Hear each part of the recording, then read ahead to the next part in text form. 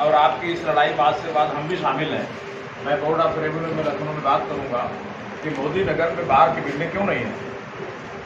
हम 64 जगहों पर होके आए, ये तीसरी जगह मुझे मिल रही है जहाँ पर बाहर की बिल्डिंग अपनी बिल्डिंग नहीं है, जबकि मोदी नगर बहुत बड़ी तहसील है और बहुत ऐतिहासिक जगह है, इंडस्ट्रियल प्लेस है, देश भर में नाम है इस जगह का। और तहसीलें कोई जानता हो न जानता, मोदी नगर जरूर जानते हैं।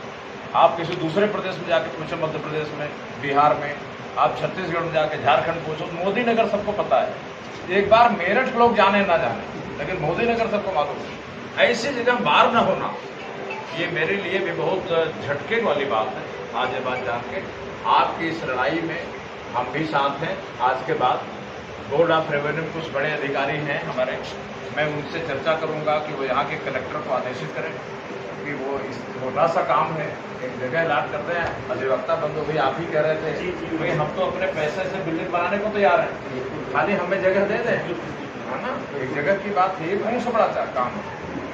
खैर कोई बात नहीं, आज जो भी है इसी तरह से समस्याएं आती हैं तो समाधान निकलते हैं। मित्रों, हम 15 विषयों को लेकर के सभी बारों में जा रहे हैं।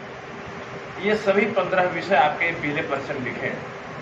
वैसे YouTube पर हमारे 700 से अधिक वीडियो, हमने लगभग 80 से ज़्यादा किताबें लिखी हैं, बड़ी मोटी मोटी किताबें, इतनी कि लाइब्रेरी भर जाए। और मुझे अपनी ही किताबें पढ़ना हो तो बहुत मुसीबत का काम है, लेकिन इसके बावजूद भी हमें वही जेनेरिक तरीका अपनाना पड़ रहा है जो 100 साल पहले गांधी जी और लोग जगह जगह जा जाके जनसंपर्क करते थे। आज भी वही रास्ता खुला है। मुझे लगता है भविष्य में भी जब तक दो तरफा संवाद नहीं होता, मेरे YouTube के लाखों लोग व्यूअर्स हैं जो हमारी बातों को सुनते हैं, और देश के बड़े बड़े लोग तो जरूर सुनते हैं, छोटे लोग सुने ना सुने, मोदी जी जरूर सुनते हैं, देश के जितने बड़े नेता जरूर सुनते हैं मेरे YouTube की वीडियो। लेकिन वो एक तरफा रिश्ता होता है। आपने हमें YouTube को सुना तो आपने मुझे जाना, लेकिन मैं आपको नहीं जानता। तो जब हम यात्रा कर रहे हैं, सबसे मिल रहे हैं, तो अब नकुल त्यागी जी भी दुनिया में है, अब मेरे संपर्क में आए, जगबीर जी हैं। वाह, आपने देखा भी पाकिस्तान इंडिया की झड़प हुई थी तो 5 दिन में निपट गई। ये हम लोगों की किस्मत अच्छी थी, हमारे देश की भी किस्मत अच्छी, पाकिस्तान की भी अच्छी थी कि ये निपट गया 5 दिन में। अगर ये टिक जाता, जैसे यूक्रेन का और रूस का टिक गया है, तो यहाँ क्या होता, मोदी नगर में 20,000 मिसाइलें गिरती। और ये नहीं समझना चाहिए कि 20,000 मिसाइलों को हम रोक लेते हैं आसमान में। ये तो थोड़ी फुलझड़ी थी, शुरुआत थी तो रोक लिया। अब अगर बड़े पैमाने पर युद्ध हो जाता है तो रुकती नहीं है चीज़ें। पूरा यूक्रेन खंडहर हो गया है। मैं इस यात्रा के माध्यम से अधिवक्ताओं का ध्यान इस बात पर खींच रहा हूँ, उनका समर्थन मांग रहा हूँ कि देश में केंद्र सरकार के पास 55 मंत्रालय हैं, 55 मंत्रालय। तो उन्होंने कहा कि साहब मेरे मंत्रालय से काम करा लो, अब एक नया मंत्रालय क्यों मांग रहे हो।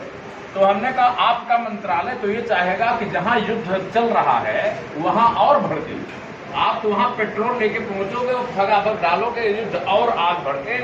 आग भड़कने से अगर आपका फायदा होता है तो आप भड़काओगे।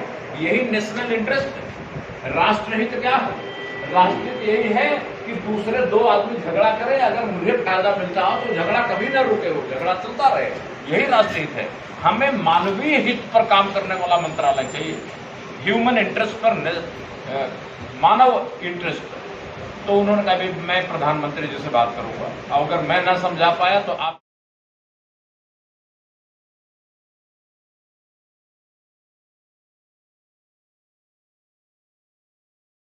महात्मा गांधी छपे हैं ना, मैं आप लोगों से प्रस्ताव रख रहा हूँ, ये नोट बंद कर दो, महात्मा गांधी फोटो भी हटा दो।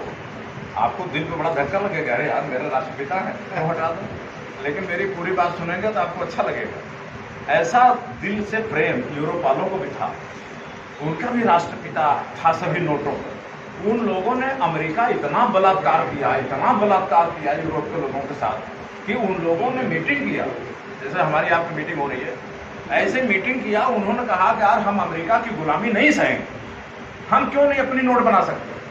उन्होंने सभी 28 देशों ने अपनी अपनी नोट बंद कर दी, अपने अपने यहाँ संसद में बिल पास कर दिया। हम सब नोट अपनी बंद करके पूरे 28 देशों की एक नोट चालू कर दी। आपने नाम सुना होगा यूरो डॉलर, नाम सुना है ना। अखबारों को पढ़ने को मिलता है। अब वही जहां पर यूरोप के देशों को $1 लेने के लिए 100 रुपया अपना देना पड़ता था। अब क्या हो गया, डॉलर हो गया सस्ता और यूरोपियन डॉलर हो गया महंगा। अमेरिका चला गया नीचे, यूरोप चला गया ऊपर। जो काम उन्होंने किया वो काम हम क्यों नहीं कर सकते? कोई व्यक्ति मरने के बाद अपने बच्चों को दे पाए 100 करोड़, 100 करोड़ में कितनी गाड़ी मिलेगी? एक जरूर उड़ा दीजिए, कितनी मिलेगी? 1000 कार। 1000 कार का पैसा हराम में उत्तराधिकार में मिल जाए, सक्सेशन में।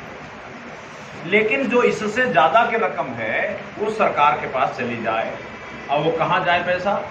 हम अभी थोड़ी देर बात करेंगे रोजगार के अधिकार। सबको सरकारी नौकरी का अधिकार मिले, उनके वेतन में चले जाए, सैलरी। जो सरकार कहते हैं मेरे पास वेतन देने का पैसा नहीं है, जब पैसा जिनके पास सरकार के लेने की हिम्मत ही नहीं है तो पैसा रहेगा ही नहीं, कभी नहीं रहेगा। अगली मांग हमारी है कि 100 करोड़ को अमीरी रेखा बनाई जाए। मैं जापान की बात बता दूं,